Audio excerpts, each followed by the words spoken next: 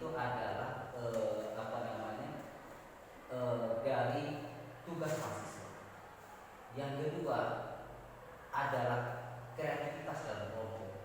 Yang ketiga ada UTS. Yang keempat itu ada UAS. Yang terakhir itu adalah kehadiran. Kehadiran itu maksimal. Kehadiran itu harus mencapai lebih daripada 80%. Nah, itu yang harus kita sampaikan. Baik, rekan-rekan sekalian, pada hari ini kita akan coba untuk menjelaskan tentang pertama sekali terkait dengan manajemen pemasaran. Apakah saya tanya dulu kepada rekan-rekan sekalian, apakah sudah pernah mendengar apa itu pemasaran? Apakah yang ada pernah dengar tentang pemasaran itu seperti apa?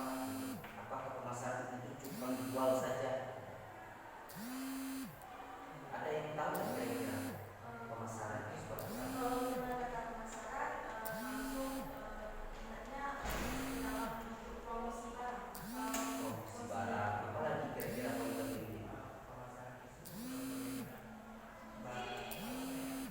Hasil Penjualan itu bisa sampai ke konsumen. Kepada konsumen. Nah, boleh. Ada lagi kira-kira yang bisa menjelaskan tentang bagaimana konsep pasar itu sendiri. Jadi kalau Bapak mengingat bahwa konsep pasar itu salah satu bagian yang tidak terpisahkan. Maka kita saksikan pertama kali dalam definisi secara umum. Ini masalahnya ada password yang tidak bisa kita buka, ada kodenya, mungkin bisa diklik tanda tanya atau bagaimana itu. Kita tidak tahu. Ini passwordnya sih ya. Ada yang tahu nggak kira-kira?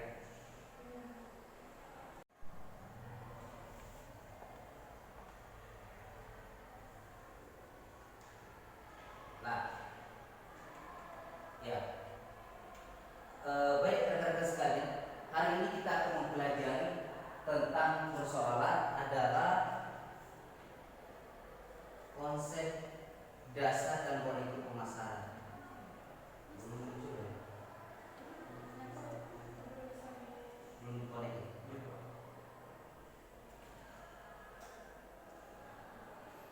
Pak Harul bisa. Gimana? Coba Pak Harul.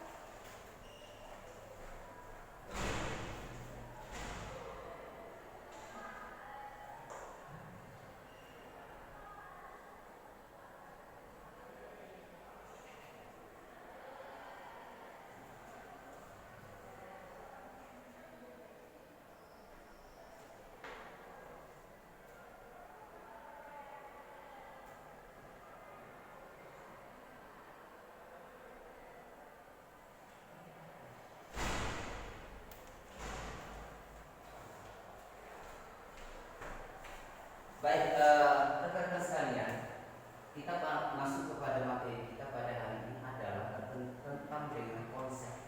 Artinya kalau dalam istilah konsep ini ada salah satu kerangka.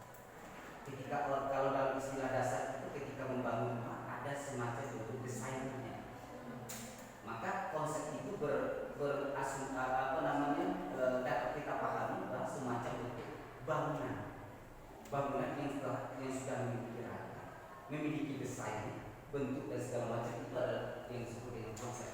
Jadi konsep dasar dan ruang lingkup pemasaran. Dan kita melihat bahwa konsep dasar itu kita berasumsi kepada bentuk dan juga berdasarkan teorinya. Apa teorinya? Salah satu Cutler dan Armstrong itu sudah menyebutkan ada 4 item yang dijadikan sebagai konsep dasar pemasaran. Salah satunya pertama itu ada yang disebut dengan produk. Nah, apa itu produk? Produk dalam pengertian Cutler ini dia menyebutkan bahwa produk itu sama seperti gagasan dan ide yang dimunculkan dari implementasi gagasan. Dia melahirkan sebuah produk. Jadi dia melihat bahwa subsistem itu berlaku untuk apa? Untuk melahirkan ini sudah ada merek kita, sudah ada. Kalau dalam bisnis, ya ini produk itu jelas. Produknya adalah apakah bentuk kursi, apakah bentuk meja, apakah bentuk makanan, apakah. Dan itu yang disebut dengan produk. Jadi produk itu sebenarnya ada manifestasi dari ide, gagasan dari seseorang. Itu Jadi Armstrong itu berpikir bahwa bagaimana dia mengembangkan antara ide dengan ide serta gagasan itu mengaplikasikan ke dalam sebuah bentuk. Itu bagaimana bentuknya? Kita belum tahu namanya kursi. Artinya di dalam ide itu sudah ada kursi, tapi dia tidak tahu bagaimana bentuk kursi. Nah, istilah itu yang disebut dengan konsep dasar. Jadi produk itu dalam dunia bisnis itu salah satunya adalah produk. Barang itu dilahirkan dalam bentuk yang bersifat, sifatnya itu adalah seperti perusahaan yang melahirkan sebuah produk. Produk itu dipatenkan menjadi pihak milik sehingga dapat diperjualbelikan. Sehingga itulah filosofi pertama. Jadi produk itu sudah pasti barang. Tetapi kalau kita balik kembali kepada filosofinya, filosofi itu lebih kepada manifestasi dari pikiran hingga melahirkan sebuah ide. Itu yang disebut dengan produk. Dan kemudian yang kedua, Armstrong dan John Carter itu menyebutkan sebagai produk. Pertama itu adalah place. Bagaimana place? Place itu semacam itu yang disebut dengan sebuah tempat. Dia menentukan tempat itu mana yang strategis, mana yang non strategis. Apakah hari ini tempat yang strategis itu bisa mengalahkan yang tempat tidak strategis? Kalau sama era sekarang ini zona ini sudah industri yang berkembang. Artinya apa? Orang sudah berbasis digitalisasi. Kita tidak tahu saat kita membeli barang di Shopee. Membeli barang di Shopee itu tempatnya di tempat yang umum atau di belakang rumah atau di mana kita tidak tahu. Apakah itu masih relevan tempat yang strategis hari ini dengan kondisi sekarang? Nah, itulah yang jadi persoalan kita berpikir bahwa analisisnya itu adalah untuk menentukan bagaimana place-nya itu dijadikan sebagai hal yang baku dan berpengaruh. Tetapi berpengaruh atau tidak karena dihilangkan berdasarkan zaman yang terus berkembang. Ini Carter itu sudah lama. Pemikiran-pemikiran itu adalah para pemikir-pemikir yang saat ini itu berasumsi dari Carter. Jadi kenapa harus kembali kepada Carter? Karena itu banyak sekali varian-varian juga perbedaan dari item-item pekerjaan-pekerjaan yang sudah banyak mengandung makna. Itu sudah ada pengembangan. Tetapi dalam Carter itu adalah konsep dasar daripada konsep pemasaran. Nah, kemudian setelah plus itu ada namanya disebut dengan promosi. Promotion ini salah satunya rekan-rekan sekalian perlu dipahami bahwa promosi ini salah satu upaya yang sangat berpengaruh secara signifikan dalam konsep produksi barang. Jadi kenapa dia berpengaruh? Karena dia berpengaruh itu dia akan melihat nanti adalah bagaimana upaya yang dilakukan. Konten-konten kalau era sekarang ini dijadikan sebagai konsep untuk promosi. Jadi nggak perlu lagi buat biaya kalau misalkan perusahaan otodidak sebelum era industri yang keempat ini, orang banyak melakukan promosi itu melalui adanya SPG, ada lagi para freelance itu dianggap sebagai influencer. Salah satunya mengharapkan seseorang itu bisa membantu menjualkan produk. Tapi sekarang ini tidak seperti itu polanya, karena pengembangan itu sudah jauh berkembang sehingga berdampak kepada teknologi. Siapa yang menguasai teknologi? Ialah yang akan menguasai pasar. Itu pada konsep. Jadi itu yang kedua, yang ketiga, yang keempat, yang terakhir adalah strategi. Kenapa strategi? Strategi itu ada dua. Strategi itu kalau kita definisikan ada semacam bentuk taktik dan teknik. Bagaimana taktik dan teknik? Dalam ilmu pemasaran, taktik dan teknik itu berbeda. Bagaimana kita melihat seorang pemain bola di lapangan itu, kita melihat mana yang disebut dengan taktik dan mana yang disebut dengan teknik. Coba ada yang disebut tidak? Mana yang disebut dengan taktik dengan teknik? Ada yang saya bantu kira-kira? Apa mana yang disebut dalam proses lapangan orang pemain sepak bola, dalam kondisi main sepak bola? Mana teknik? Ya, main bola. Cara mengecoh lawan. Ada lagi tidak kira-kira yang lebih spesifik lagi? Ada nggak yang lebih spesifik, yang lebih detail lagi?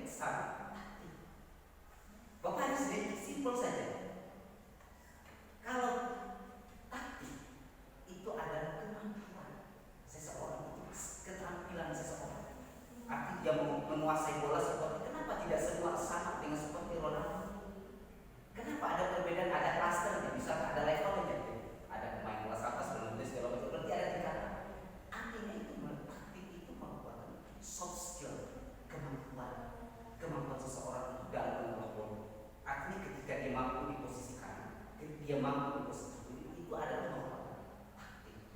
Jadi kemampuan diri. Teknik itu adalah unsur baku. Unsur baku seperti apa, Pak? Seperti pelatih, kamu posisinya di sini ya.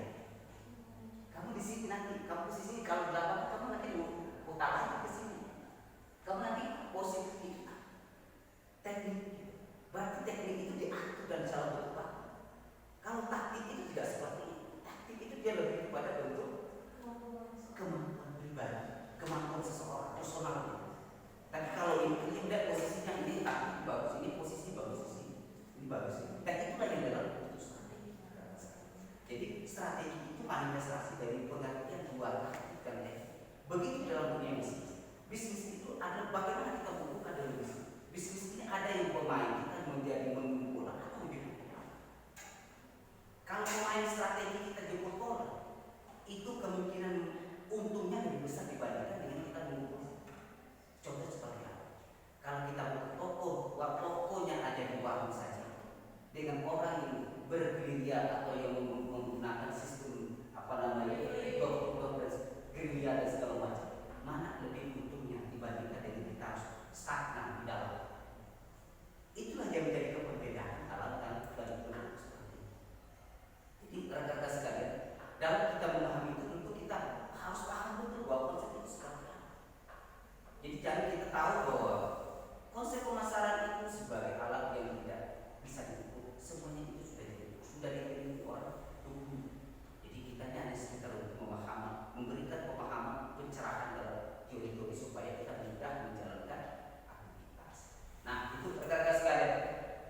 Baik, rekan-rekan sekalian, dalam pengertian ini tentu kita akan memberikan semacam bentuk kita sesi tanya jawab. Boleh silakan rekan-rekan untuk memahami terkait dengan apa yang sudah saya sampaikan. Boleh 1, 2 saja, jangan terlalu lama biar waktunya juga menetapkan terbatas. Yang boleh silakan, siapa yang mau bertanya? Yang Sekarang kan sudah banyak sekali platform jual beli online. Iya. Jual beli online. Tentunya ini akan berpengaruh dalam masalah itu sendiri. Iya. Pertanyaan saya, bagaimana ekonomi digital ini mengubah strategi dari pasar? Ya, baik rekan-rekan sekalian, dalam strategi pasar digital ini salah satu adalah faktor yang sangat berpengaruh. Jadi mengenal atau berpengaruh tetapi kelasnya kecil. Tetapi digital ini dapat menjangkau dunia. Makanya genggaman kita ini adalah salah satu strategi pemasaran yang paling utama adalah digitalisasi. Platform-platform yang ada pada sekarang sudah mulai digitalisasi. Jadi digitalisasi sebagai objek sudah sebagai strategi yang paling ampuh dibandingkan dengan strategi non digitalisasi. Jadi kita nggak perlu lagi dulu kita beli barang COD dan segala macam, itu biasanya langsung langsung diantar kita langsung pergi ke pasar. Sekarang enggak. Kita apapun barang yang kita inginkan, dia akan tepat pada posisi akan datang ke rumah nanti baru bayar. Nah, jadi keuntungan kita belajar tentang pemasaran dalam bentuk digitalisasi itu adalah salah satu upaya untuk meningkatkan sumber konsumen kita.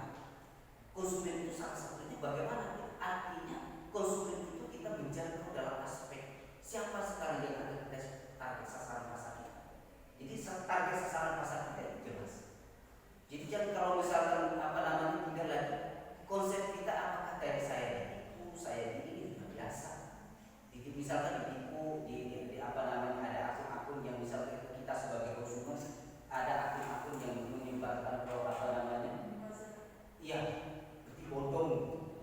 Jadi sudah banyak kan seperti itu. Tetapi rekan-rekan sekalian perlu melihat bahwa produk itu dari sisi penjualan ada yang analisis dalam bentuk pemasaran itu, ada yang disebut dengan analisis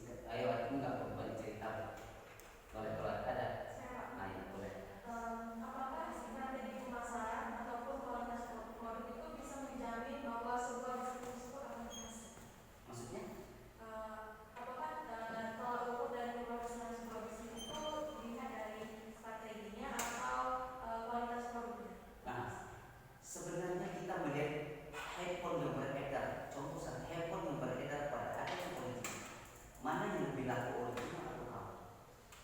Kondisi ini pertanyaan Kalau di era kosmos sekarang kalau itu sebenarnya sudah menjadi sebuah.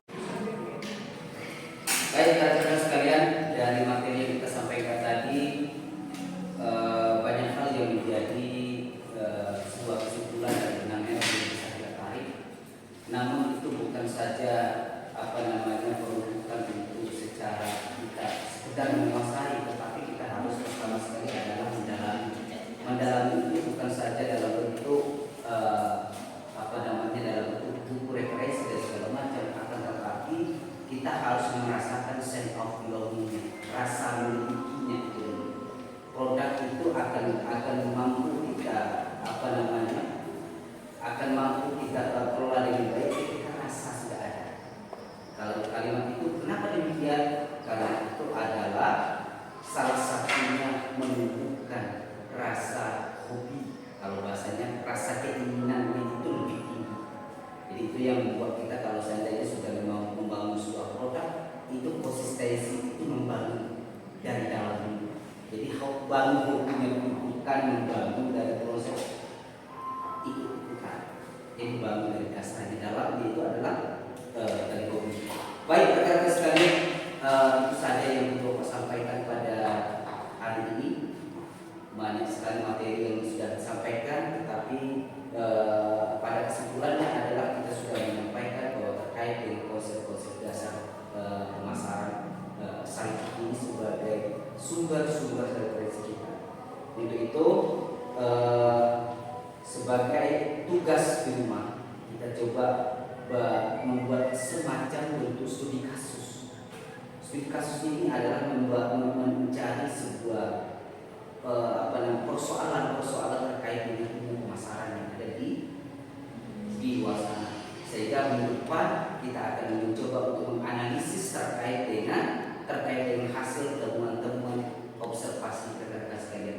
Nanti template-nya Bapak kirim sehingga dapat membuat sesuai dengan template-nya itu untuk cantuman-cantuman yang sesuai pada bagian yang diberikan. Baik, itu saja rekan-rekan sekalian.